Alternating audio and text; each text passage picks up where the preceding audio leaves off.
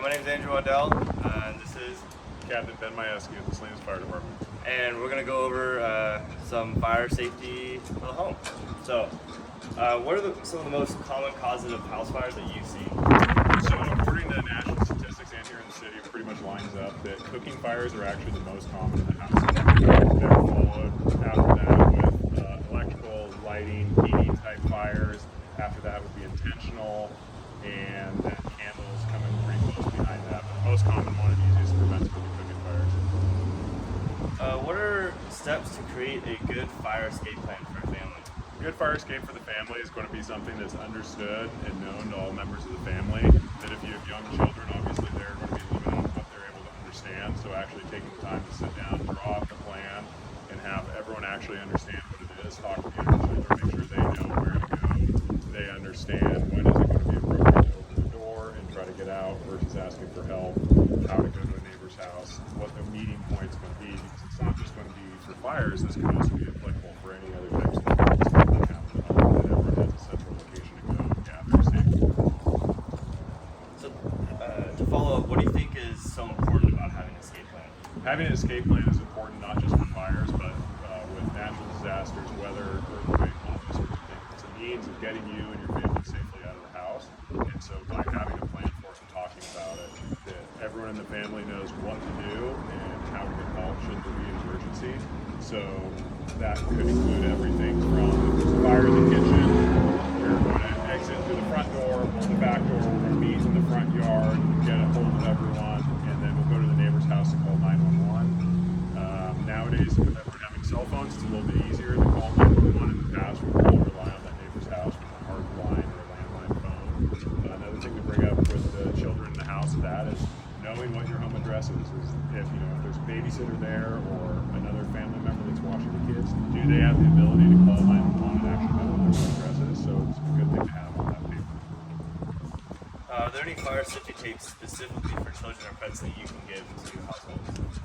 One of the big ones is we talked about cooking being a high fire risk type thing. So simple steps, having a functioning ABC fire extinguisher in your house, having lids available for your pots and turning the handles, keeping the children out of the kitchen when you're cooking. Not only is it going to be a fire safety thing, but it's also going to prevent injury to them, especially with hot products, things like oil, things like that that don't spill into the wall. And then also keeping matches, lighters, things that could start fires locked up safely out of reach of the children. What are resources available for homeowners in Salinas who want to be able to learn more about fire prevention and safety practices? So I shared with you some of the materials we have at the fire stations. Most fire stations have a number of brochures, booklets, including some stuff that's geared towards children, coloring books, and other resources that we can talk to the younger kids about fire safety.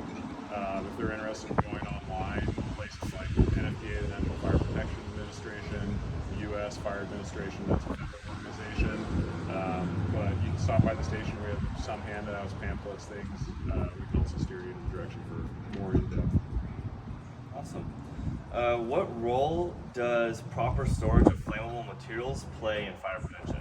That's a big one, especially for a lot of the flammable materials people are going to have out in their garage. Fire stations will be the same thing, keeping everything kind of sorted, stored in a closed container away from heat sources, whether it's gas cans, paint, thinner, solvents. A lot of the things that we commonly find in our garages, we want to make sure that they're secured in a container with a lid, and then also secured in some type of container that's more or less closed. And that's also going to help keep children or people that shouldn't be messing with it using it. One big thing with that we can also add is another common cause of fires, grease, rags, linseed oil, solvents, things like that. There should also be a container for those. So if you are doing yard projects or oily, greasy rags, they're getting stored in a metal container with a tight fitting lid to prevent the auto ignition of those.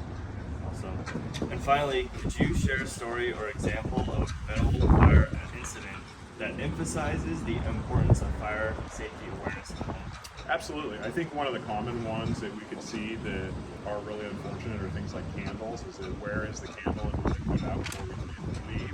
That's a really simple, easy to do one. Is that if you do have candles lit, that's really for while people are there near the candle. Don't have it next to blinds, curtains, drapes, anything else that can catch on fire.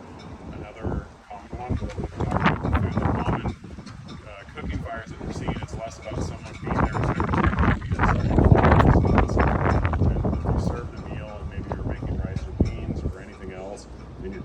warm, turn the stove off anytime you're walking away. If you're not sitting there actually physically cooking, turn the oven and stove off. Frequently people will get caught up, they'll have to leave, take the kids to school, maybe they have